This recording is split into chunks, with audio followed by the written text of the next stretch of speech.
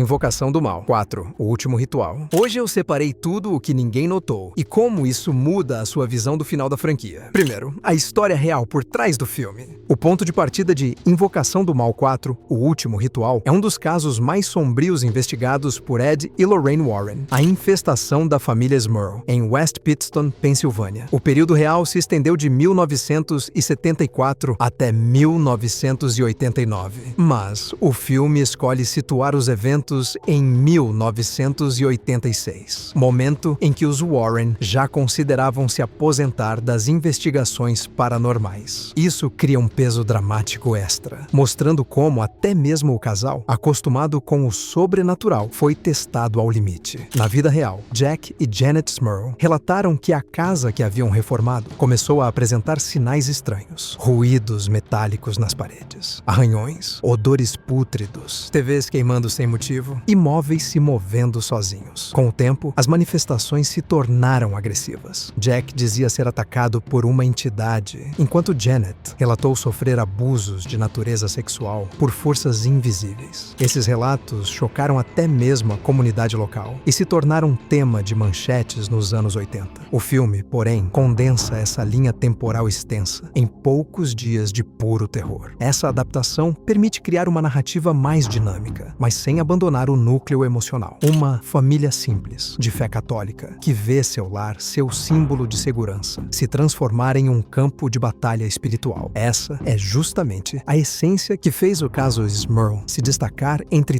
tantos outros investigados pelos Warren. Outro detalhe importante é que no longa, os Warren não entram imediatamente como salvadores. Eles aparecem já cansados, refletindo sobre a aposentadoria, mas são chamados a intervir diante da gravidade da situação. Isso reforça a ideia de que o mal não escolhe momento e que o legado do casal sempre foi o de lutar, mesmo em meio a dúvidas pessoais. Segundo, o objeto-chave que muitos ignoraram. Entre os vários elementos presentes em Invocação do Mal 4, nenhum é tão marcante quanto o espelho que aparece repetidamente durante a narrativa. Para muitos espectadores, ele pode parecer apenas parte do cenário da casa dos Smurl, mas sua presença é muito mais do que decorativa. O espelho funciona como o verdadeiro catalisador da manifestação demoníaca, centralizando a energia negativa que assombra a família e, ao mesmo tempo, refletindo simbolicamente o conceito de identidade corrompida. A confirmação de sua importância vem no epílogo pós-créditos. Nessa cena, o espelho retorna com imagens reais e registros simbólicos, mostrando que não se trata de um objeto isolado, mas de um artefato conectado a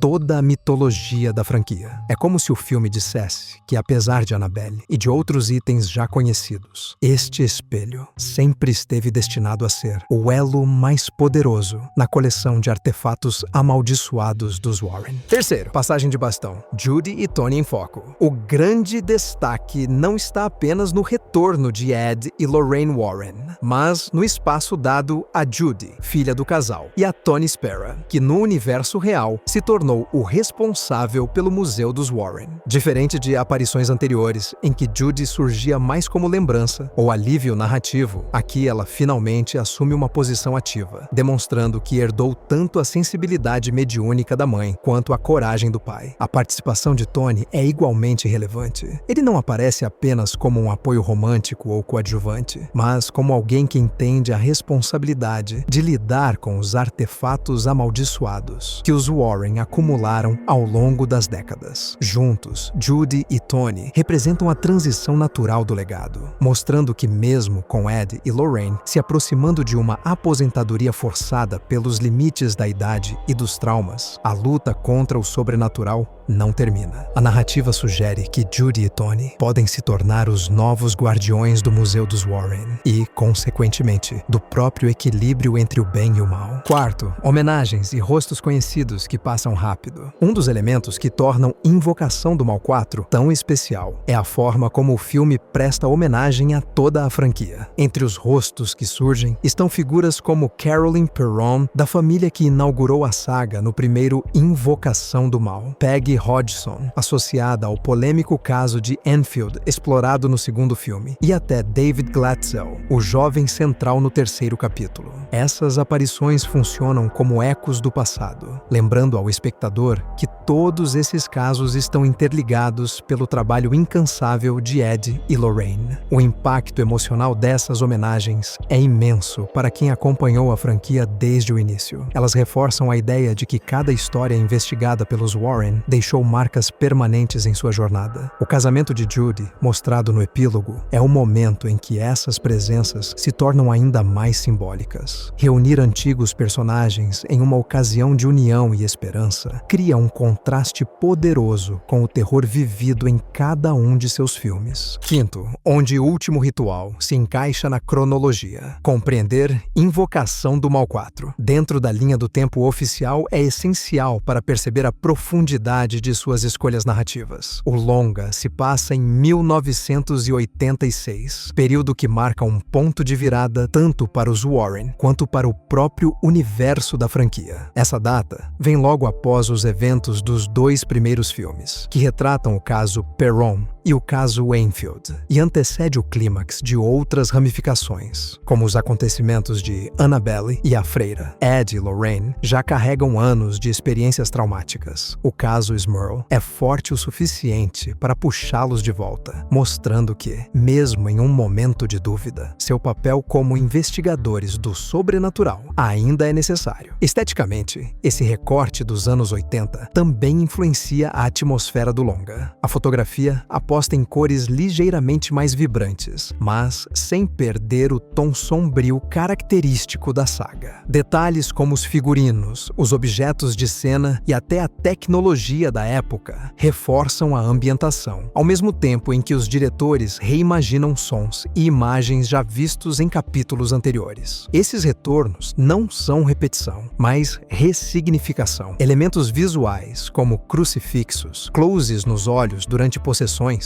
e o som grave durante manifestações demoníacas, aparecem agora como símbolos de fechamento de arco. A cronologia também conecta o filme diretamente ao tema do legado. Sexto, o impacto fora do cinema. O lançamento de Invocação do Mal 4 mostrou que a força da franquia vai muito além das telas. Nos Estados Unidos, o filme estreou com números impressionantes, alcançando a maior abertura da série The Conjuring e se consolidando como uma das maiores estreias de terror da história recente. Esse feito é ainda mais relevante quando se considera que se trata do quarto capítulo de uma saga, algo que geralmente não mantém o mesmo fôlego do início. A resposta do público comprovou que a mistura de terror baseado em fatos reais, com narrativa bem construída, ainda atrai multidões. No Brasil, onde o gênero sempre teve uma base de fãs muito fiel, o impacto foi igualmente notável. O filme registrou recordes de público em sua estreia para o gênero terror, enchendo salas de cinema em diversas cidades. A crítica especializada também destacou esse fenômeno. Veículos como o Omelete apontaram que o sucesso se deve à combinação de uma trama inspirada em um caso real, símbolos de terror facilmente reconhecíveis e um cuidado especial em oferecer fanservice sem exageros. O resultado foi um filme que conseguiu agradar tanto os espectadores casuais quanto os fãs mais dedicados, equilibrando novidade e nostalgia. Agora você sabe tudo o que as pessoas deixaram passar no filme. Se gostou, deixa o like, se inscreve, comenta qual parte você não sabia e compartilha com seus amigos que ainda não sabem sobre isso.